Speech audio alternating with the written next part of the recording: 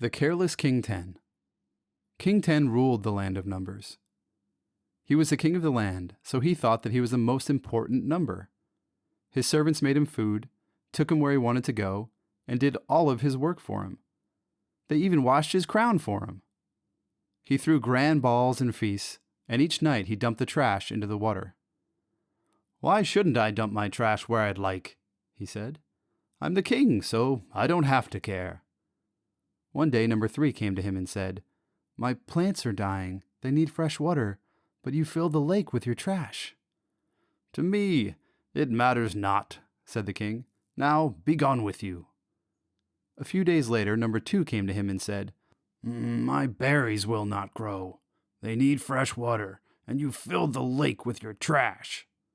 "It matters not," said the king. "Now be gone with you." A few days later, number 9 came to him and said, "I cannot fish any more. The lake is filled with your trash, and the fish cannot survive much longer." "Why do you bother me with these things?"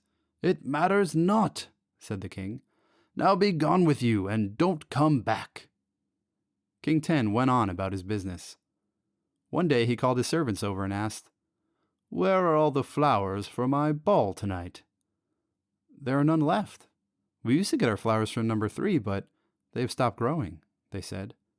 "Well, where is all the food?" he asked. "There is none. The animals lived off of number 2's berries, and there are none for them to eat," they said. "What about my feast of fish?" he asked. "The fish come from the lake, and number 9 can't fish there anymore," they said. His servants had no food for themselves, and they refused to do any more until they did. King 10 was going to have to go to the lake and clean it up. He had to ask number 3 to help him do the job. He had to ask number 2 to use his baskets to help pick up the trash.